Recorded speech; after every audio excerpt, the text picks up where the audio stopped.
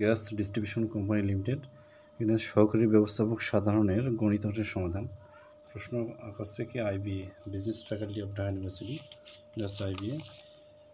এখানে গণিত অংশের যে সমাধান 17 নম্বর কোশ্চেন নম্বর 17 হচ্ছে if the ratio of the area of a sector to the area of the circle is 3:5, what is the ratio of the length of the arc, এটা আর দিচ্ছে, এটা হবে arc in the sector to the circumference of the circle।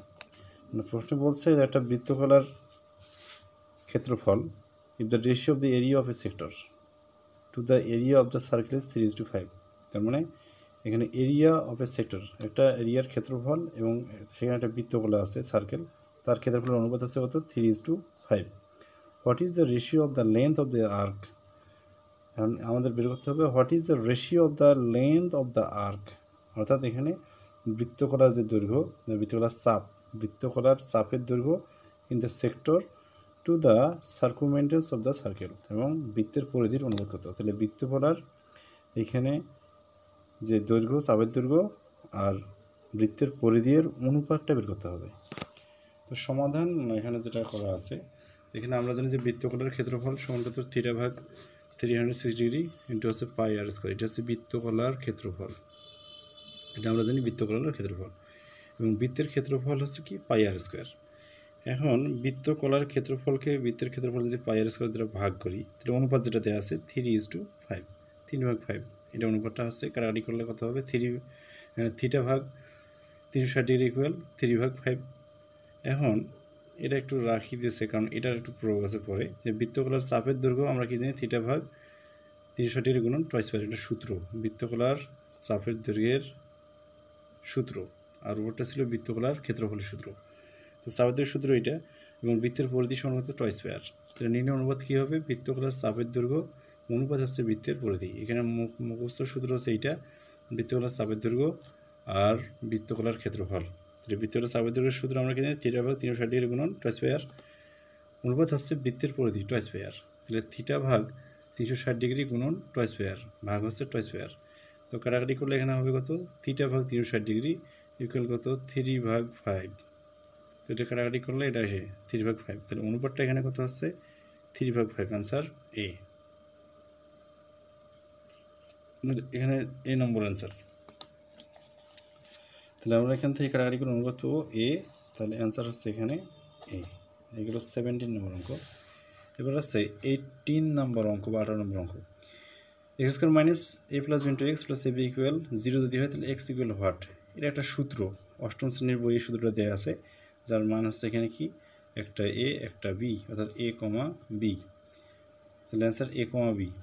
তো কীভাবে হয়, এটা এখানে মিল term করলে হয়ে যাবে, গুণ করে দিয়ে এখানে যদি মিল টার্ম মানে দুটো কমন নেই, কমন নিলে এখানে হয়ে যায় x - a * x = 0, তাহলে x সমান একটা a বের হবে আর একটা x সমান b, তাহলে x সমান ab হবে এখানে অ্যান্সার। আর এটার সূত্র x² - a + b * x + ab, এটা একটা সূত্র, মানে x - a * x - b, এটা সূত্রটা আছে এইটার x - a * x - b, তার সূত্র হচ্ছে এই যে এতটুকু, এই সূত্র জানলে অঙ্কটা আর কি করা যাবে। এবার 19 নম্বর প্রশ্ন উল্লেখ করা আছে যে when a plot is sold for টাকা 18,700, the owner loses 15%, at what price must that plot be sold in order to gain 15%? তার মানে একটা প্লট 18,700 টাকা যদি বিক্রি করা হয় তাহলে ওনার মালিক 15% লস করে, আবার এটা কত টাকা বিক্রি করলে বলছে 15% লাভ হবে। ইজি একটা অঙ্ক। 50% করে বিক্রয় মূল্য কত 85 টাকা, যদি বিক্রয় মূল্য 85 টাকা হয়, ক্রয় মূল্য 100 টাকা, একটা হলে কম, 18,070 টাকা হলে কত বেশি, এটা 22,000 টাকা বের হচ্ছে। আর 15% লাভে বিক্রয় মূল্য কত 115 টাকা, তাহলে ক্রয় মূল্য 100 টাকা হলে বিক্রয় মূল্য 115, তারপরে আছে 1 টাকা হলে কম, আর 22,000 টাকা হলে কত, তাহলে এটা বের করে কাটাকাটি করতে হবে, কাটাকাটি করলে মান বের হয় 25,300 টাকা। তাহলে এখানে অ্যান্সার বের হচ্ছে 25,300 টাকা। তো এইটা হচ্ছে এখানকার অ্যান্সার। এবার 20 নম্বর কোশ্চেন যেটা দেয়া, যে 2 bikes start at the same time from 2 destination, দুইটা দূরত্ব থেকে 2 destination 300 kilometer apart and travel towards each other. If they cross each other at a distance of 130 kilometer from one of the destination, what is the ratio of their speeds? তার মানে এখানে যেটা বলা আছে গন্তব্যস্থলের দূরত্ব কত 300 কিলোমিটার, মানে একজন আরেকজন অতিক্রম করবে 300 কিলোমিটার, দুইজনের মধ্যে মোট দূরত্ব 300 কিলোমিটার। এখন 100 কিলোমিটার দূরত্ব 130 কিলোমিটার দূরত্ব অতিক্রান্ত হয়ে গেছে, প্রথম বাইকের দূরত্ব 130 কিলোমিটার অতিক্রম করছে। একটা বাইক যদি ধরি তাহলে 130 কিলোমিটার অতিক্রম করছে, কারণ করার পরে বলছে যে দুইটা বাইকের যে গতিবেগ, সেই গতিবেগের অনুপাতটা কত, what is the ratio of their speeds. তাহলে এখানে শুধু একটা ফিগার দেওয়া আছে, ধর গন্তব্যস্থলের দূরত্ব কত 300 কিলোমিটার হবে, তো একটা বাইক যদি 130 কিলোমিটার যায় তাহলে বাকি থাকে 117 কিলোমিটার। তাহলে প্রথম বাইকের দূরত্ব আছে কত অতিক্রান্ত 130, দ্বিতীয় বাইকের কত দূরত্ব হবে 170। তাহলে প্রথম বাইকের গতিবেগ এখানে তাহলে গতি দিলাম V1, দ্বিতীয় বাইকের গতিবেগ এখানে V2। তাহলে 130 ভাগ V1 সমান 170 ভাগ V2, এটা হচ্ছে সময় সমান দূরত্ব ভাগ বেগ। এখানে বলছে যে destination what is the ratio of their speeds, যেহেতু গতিবেগের এখানে অনুপাত, সেখানে এই অনুপাতটাই ভাবে বের হবে। আমরা জানি সময় সমান দূরত্ব ভাগ বেগ, এখান থেকে আমরা বের করতে পারবো বেগ সমান দূরত্ব ভাগ সমান। আর এখানে বেগের যেহেতু গতিবেগ, এই জন্য সময়ের সাহায্যে এখানে এই সূত্রের সাহায্যে নির্ণয় করা হয়েছে, সময় সমান দূরত্ব ভাগ বেগ, আর বেগ সমান আছে কি দূরত্ব ভাগ সময়। এই সূত্রের সাহায্যে এখানে অ্যাপ্লাই করা হয়েছে, যেহেতু বেগের এখানে অনুপাতটা বের করতে হচ্ছে। তাহলে 130 ভাগ V1 এবং এমন 170 ভাগ V2। তো V1 অনুপাত বা V2 অনুপাত V1 করলে কত হয় 17/13। তাহলে অপশনে দেওয়া আছে 17/13, এর তাহলে অ্যান্সার হচ্ছে এখানে A 17/13, V2:V1। তারপরে 21 নম্বর এখানে কোশ্চেন দেওয়া আছে, the total cost of flowering a room 8 টাকা, 8.5 পার স্কোয়ার মিটার ইজ টাকা 510। If the length of the room is 8 metre, what is its breadth. এখানে দেওয়া আছে তাহলে আয়তক্ষেত্রের ক্ষেত্রফল, এখানে মেন ক্ষেত্রফলটা বের করা, মানে 1 মিটার মানে 1 মিটার স্কোয়ার ক্ষেত্রফলে ব্যবহৃত আছে কত 8.5 টাকা। তাহলে এটার সাহায্যে মোট হচ্ছে 510 টাকা ব্যয়। তাহলে এটার সাহায্যে আমরা এখানে ক্ষেত্রফলটা বের করতে পারবো। তখন ঘরের ক্ষেত্রফল কত হবে, 510কে ভাগ করবো 8.50 দ্বারা, তাহলে ভাগ করলে কত হয় 60। তাহলে 60 বর্গ মিটার হচ্ছে ক্ষেত্রফল। তাহলে এখানে কী দেওয়া আছে, length of the room is 8 metre, দৈর্ঘ্য আছে 8 মিটার, তাহলে প্রস্থ কত ভাগ করলে হচ্ছে কত 7.5, প্রস্থ হচ্ছে এখানে 7.5 গেল, তাহলে এটা হচ্ছে 7.5। এবার হচ্ছে 21 নম্বর কোশ্চেন। 21 নম্বর কোশ্চেন যেটা দেওয়া আছে, a worker union contract specifies a 6% salary increase plus টাকা 450 বোনাস ফর ইচ ওয়ার্কার।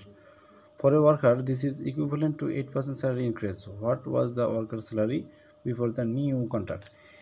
তো এখানে বলছে যে একটা কোনো মানে কর্মীগুলো নিয়োগ করছে ওনার কাজের জন্যে।